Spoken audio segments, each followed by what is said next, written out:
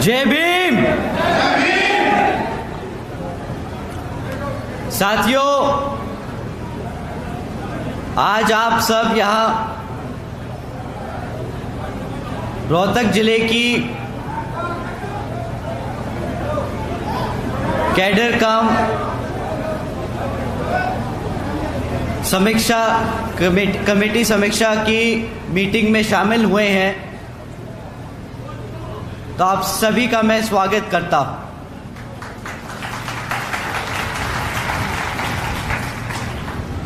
साथ ही साथ आज हमारी महिलाओं की संख्या देखकर, जो इतनी बड़ी तादाद में अपने घरों से निकलकर बसपा का मोर्चा संभालते हुए आगे बढ़ रही हैं, तो आप सभी का भी मैं तहे दिल से शुक्रिया अदा और धन्यवाद करता हूं। साथ ही साथ आज यहाँ मौजूद हमारे सभी बड़े बुजुर्ग कमेटी मेंबर्स, आप सब जो आज यहाँ मौजूद हुए हैं, आए हैं, तो आप सभी का भी मैं तहे दिल से धन्यवाद करता हूं। और आप सबको मनोरंजित रखते हुए हमारे बहुजन समाज के टैलेंटेड एंटरटेनर्स, आप सभी ने जो हमारे सभी साथियों का मन बनाए रखा, मिशन मूवमेंट को आगे बढ़ाने के लिए जो गीत गाकर हम सब में आग जगाने का काम रखा, तो आप सभी का भी मैं तहे दिल से धन्यवाद करता हूं। हमारे जवान बीबीएफ के जवान साथियों, जिन्होंने आज की मीटिंग में ऑर्डर को मेंटेन रखा, आप सभी का भी मैं तहे दिल से धन्यवाद करता हूं। और आखिर में हमारे बहुजन समाज के बहुजन मीडिया, जो हमारी बात को इंटरनेट, यूट्यूब, ट्विटर के माध्यम से देश के कोने कोने तक पहुंचाने का काम कर रहे हैं, तो आप सभी का भी मैं तहे दिल से धन्यवाद करता हूं। सबसे पहले मैं अपने सभी संतों, गुरुओं, महापुरुषों को, जिसमें खासकर महात्मा ज्योतिबा फूले, छत्रपति शाहू जी महाराज, नारायण गुरु पेरियार रामास्वामी जी, बाबा साहब डॉक्टर भीमराव अंबेडकर जी एवं मान्यवर साहब श्री काशीराम जी को नमन करता हूं। मान्यवर साहब श्री काशीराम जी की एकमात्र उत्तराधिकारी हमारी आदरणीय बहन कुमारी मायावती जी को भी नमन करता हूं। उत्तर प्रदेश की 4 बार मुख्यमंत्री, लोकसभा व राज्यसभा की कई बार सदस्य रही आदरणीय बहन कुमारी मायावती जी, जिन्होंने अपने सभी एससी, एसटी, ओबीसी एवं अल्पसंख्यक समाज के साथ साथ सर्व समाज में से गरीबों और कमजोरों के लिए अपना पूरा जीवन समर्पित किया, तो मुझे गर्व है कि मुझे ऐसे महान नेता के नेतृत्व में काम करने का मौका मिल रहा है। आदरणीय बहन कुमारी मायावती जी का मैं हार्दिक अभिनंदन और आभार व्यक्त करता हूं। साथियों, साथ ही साथ आज यहां इस मीटिंग में मौजूद हमारे national vice president Shri Anand Kumar ji, हमारे सेंट्रल स्टेट के इंचार्ज हरियाणा, पंजाब और चंडीगढ़ से श्री रणधीर सिंह बेनीवाल जी, श्री कुलदीप बलियान जी, श्री राजवीर जी, श्री संजय बोध जी, श्री संजय चोपड़ा जी, श्री कृष्ण जी, श्री परवीन फतेहपुर जी, श्री विनय बोध जी, श्री आज़ाद चोपड़ा जी, आप सभी का भी मैं तहे दिल से धन्यवाद और स्वागत करता हूं। साथियों, आज आपकी पार्टी को 39 साल हो चुके। इन 39 सालों में हमारे संस्थापक परम पूज्य मान्यवर साहब श्री काशीराम जी और एक छोटे से परिवार से में जन्मी, दिल्ली की गलियों से निकलकर दिन रात एक कर अपना पूरा जीवन और अपना परिवार इस पार्टी व मिशन और मूवमेंट के लिए त्याग कर बहन जी ने दलितों और पिछड़े समाज को राजनीति की मुख्य धारा में लाने का काम किया।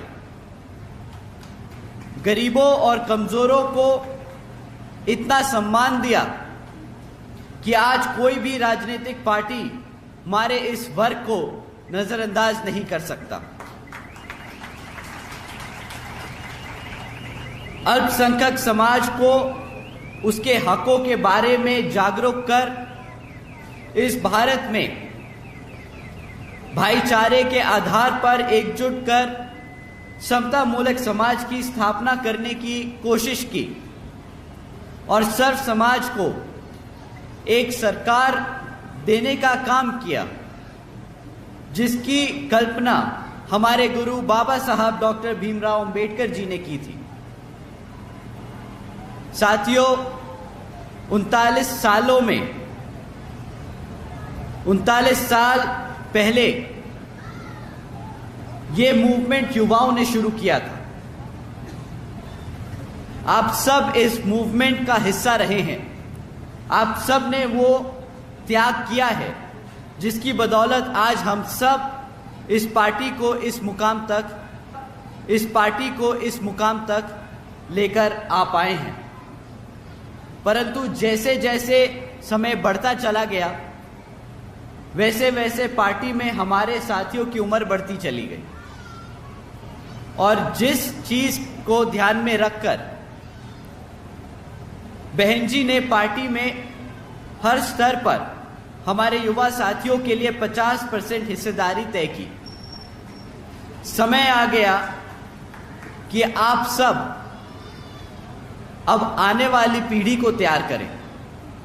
बहन जी ने हमें भेजा अपने परिवार से कि अब हम मिशन मूवमेंट में लगकर जो त्याग आप लोगों ने किए उसको हम आगे बढ़ा के चले, ताकि जो सम्मान और अधिकार आज तक आप सबको मिल पाए हैं और अभी मिलने जो बाकी हैं, वो आने वाली पीढ़ी उसके लिए काम करे, ताकि आप सब अपने जो रिटायरमेंट की एज है, जो बुढ़ापे की एज है, उसको अच्छे से व्यापन कर सके।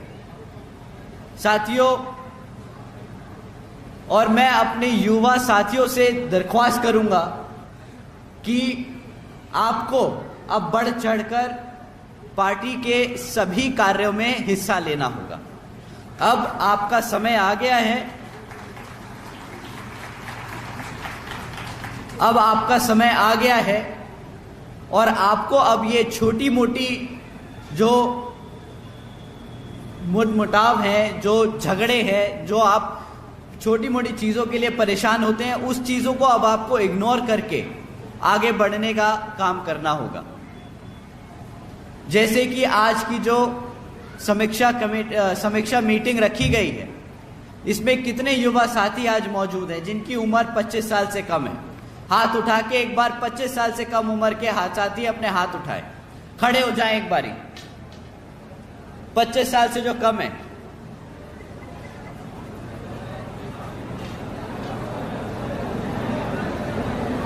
हमारे साथियों की संख्या 10% से कम है। बैठ लीजिए। और कितने साथी हैं जिनके बच्चों की उम्र 25 साल से कम है? हाथ उठाए। एक बार कैमरा घुमा के जरा देखिए, पूरा पंडाल, सबके हाथ खड़े हैं। अब जिन्होंने अपने हाथ खड़े करे, दूसरी बारी में आपसे दरख्वास्त है कि अगली कैडर मीटिंग में, अगली समीक्षा कमेटी की मीटिंग में आप सब अपने बच्चों को लेकर आएंगे।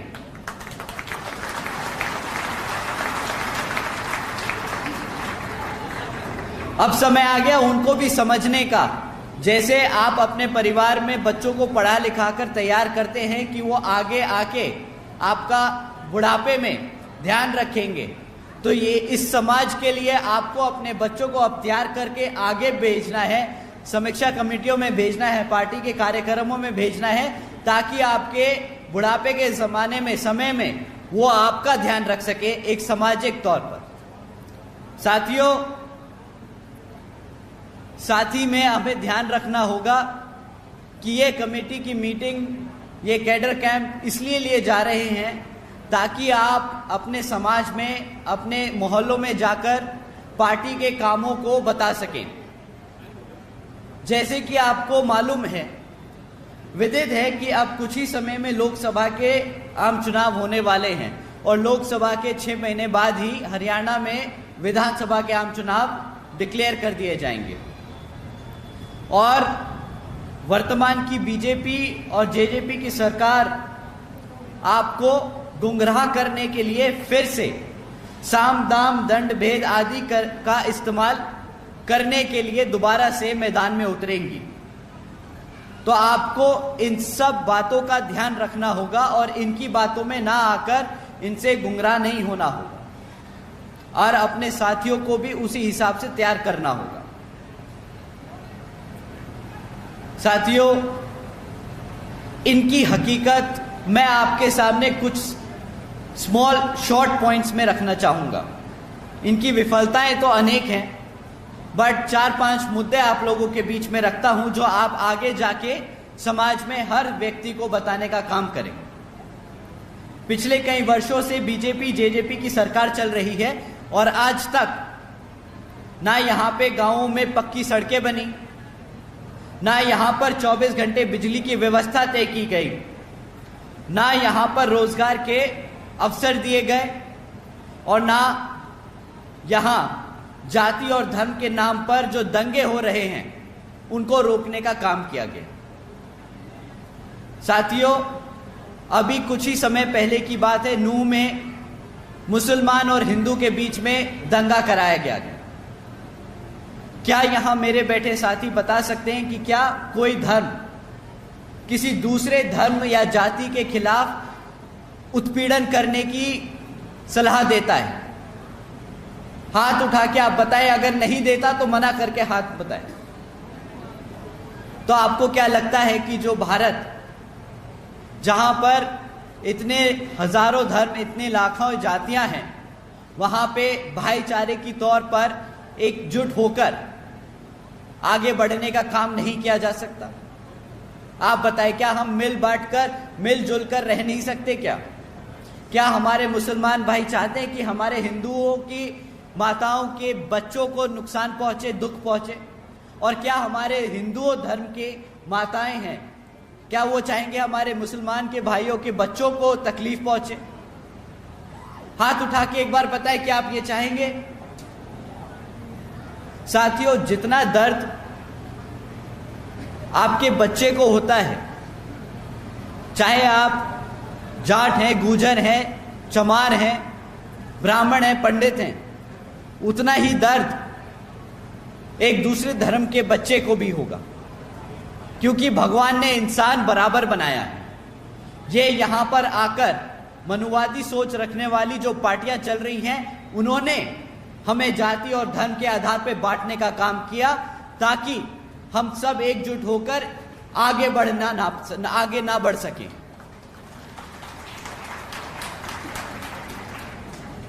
साथियों, आज भी बीजेपी ने सरकारी नौकरियों में SC ST OBC भर्तियों को ना कर रोक कर रखा है। जैसे कि आप जानते हैं कि जो बैकलॉग की जो नौकरियां हैं, आज भी यहां पे हरियाणा सरकार में पूरी भरी नहीं की गई, जबकि हरियाणा सरकार में 1,80,000 से ज्यादा नौकरियां आज भी खाली पड़ी हैं।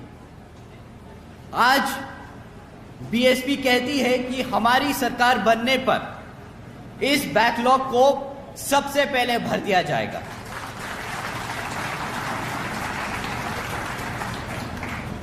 साथियों, आज भी बीजेपी जेजेपी ने एजुकेशन पॉलिसी लागू नहीं करी।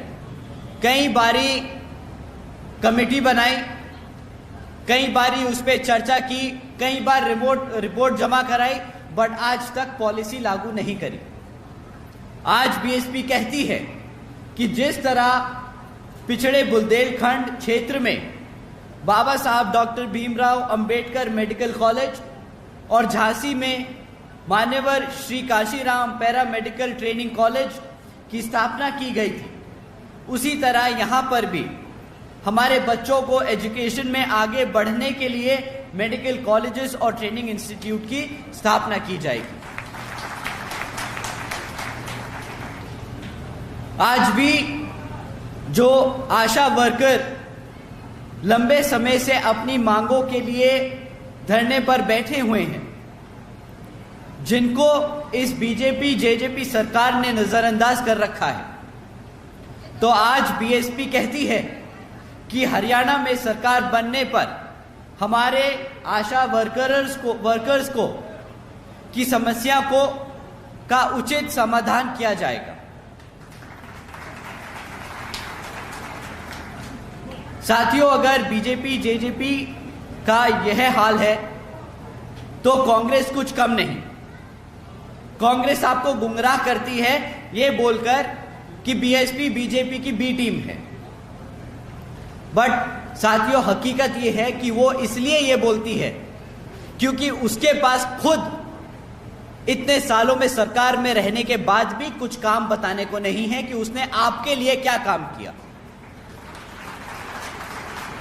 इतने सालों से वो सत्ता में आसीन रहे, परंतु आज भी यहाँ के हमारे एससी एसटी ओबीसी और पिछड़े समाज के लिए एक भी काम नहीं है जो उनके नेता आके आपके बीच में खड़े होकर बोल सके कि हमने हमारे समाज के लिए ये काम किया।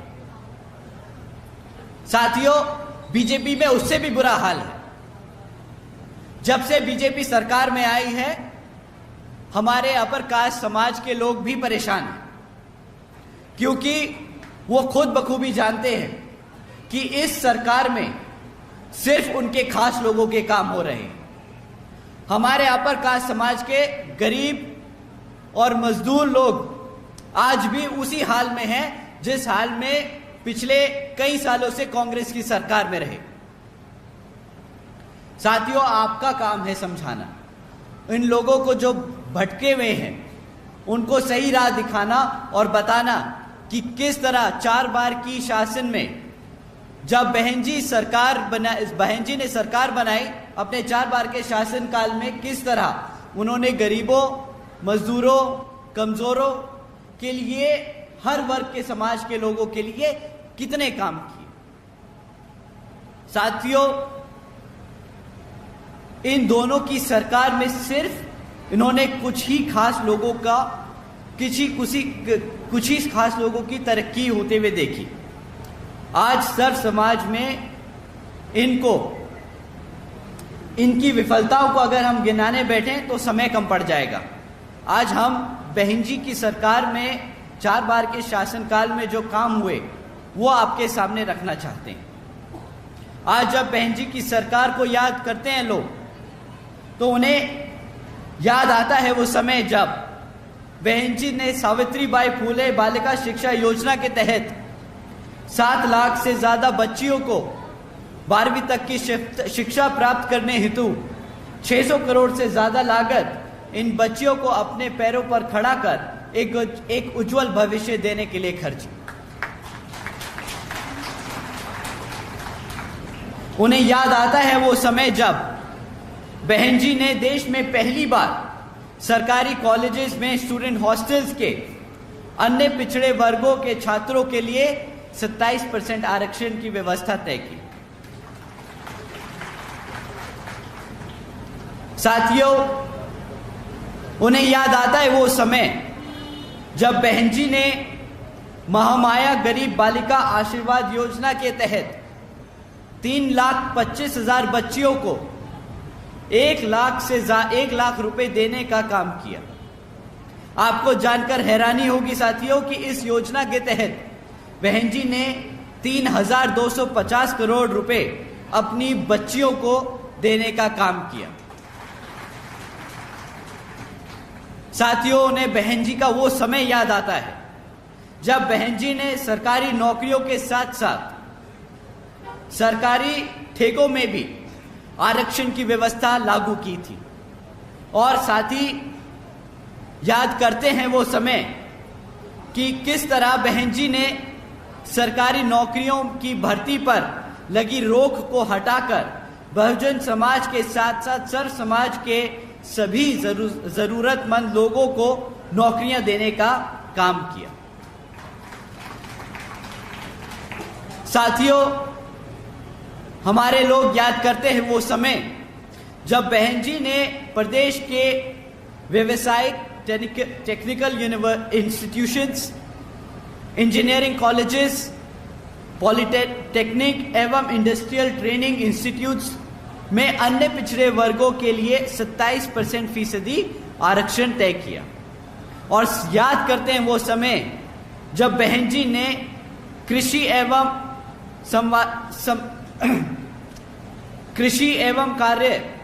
कृषि कार्य जिनमें मिनिमम वेजेस 55 रुपए हुआ करती थी, उसे बढ़ाकर 100 रुपए प्रतिदिन का काम करने का काम किया।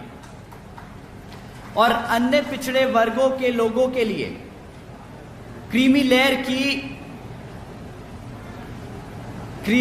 लेयर की जो आय थी, वार्षिक आय थी, जो 3 लाख रुपए हुआ करती थी, उसे बढ़ाकर 5 लाख रुपए कर दी गई ताकि उन सबको बीपीएल का फायदा मिल सके। साथ ही साथ बहन जी ने गन्ना खरीदी के दाम दुगने कर दिए गए थे। आदरणीय बहन जी ने अपने शासनकाल में 90,000 से ज्यादा अधिक शिक्षकों को सरकारी नौकरी दी, 1 लाख से अधिक सफाई कर्मचारियों को भर्ती किया और 2 लाख से अधिक जवानों को पुलिस फोर्स में भर्ती किया ताकि हमारे लोगों को अपना प्रदेश छोड़कर अपनों से दूर रहने की जरूरत ना पड़े अपना पेट पालने के लिए। साथियों, जब भी कोई सरकार आती है वो सबसे पहले अपने समाज, अपने खासों को नौकरी देती है, परंतु बहन जी ने ये अपने 4 बार के शासनकाल में इस नीति को दूर रखते हुए सर्व समाज में से जरूरतमंदों को सबसे पहले नौकरी देने का काम किया। तो साथियों, हमें बाबा साहब के दिखाए रास्तों पर चलकर, मान्यवर साहब के बताए तरीकों का इस्तेमाल कर और अपनी बहन जी के बेबाक अंदाज को अपने दिल और दिमाग से अपनाना होगा ताकि हम आने वाले लोकसभा और विधानसभा आम चुनाव में इस जातिवादी और मनुवादी सोच रखने वाली सरकार को मुंह तोड़ जवाब दे सके और अपने हाथी को चंडीगढ़ में भेजकर यहां हरियाणा में अपनी सरकार स्थापित कर सके। साथियों, अंत में यहां सभी मौजूद हमारी माताएं बहनें जो आज अपने घर का कामकाज छोड़कर यहाँ हमें अपना कीमती समय देकर हमारी बातों को सुनने आए, तो आप सभी का मैं तहे दिल से दोबारा से धन्यवाद करता हूँ। हमारे सभी बड़े बुजुर्ग साथी लोग जो आज यहाँ कैडर मीटिंग में शामिल हुए, आप सभी का भी मैं तहे दिल से धन्यवाद करता हूँ। साथ ही साथ हमारे युवा साथियों, आप यहाँ से निकलकर जाकर अपने दोस्तों में ये बात बताएं कि किस तरह बहन जी ने अपने 4 बार के शासनकाल में युवा साथियों को काम दिया, नौकरी दी और उनको आगे बढ़कर अपने पैरों पर खड़े होने का साहस और मौका दिया। उसी तरह उन्हें जोड़ें और आने वाली आगे की कैडर मीटिंग में उन सब को लेकर आए, ताकि आपके साथ साथ उनको भी हम पार्टी के कैडरों में, कमेटियों में उनका स्वागत करें, उन्हें जिम्मेदारी दें और आगे मूवमेंट को और मिशन को आगे बढ़ाने का काम करें। तो साथियों, आप सभी से इतने पेशेंटली आप लोग हम सबको सुनते रहे, उसके लिए मैं आप सभी का तहे दिल से धन्यवाद करता हूं। जय भीम, जय भारत, जय बहन जी।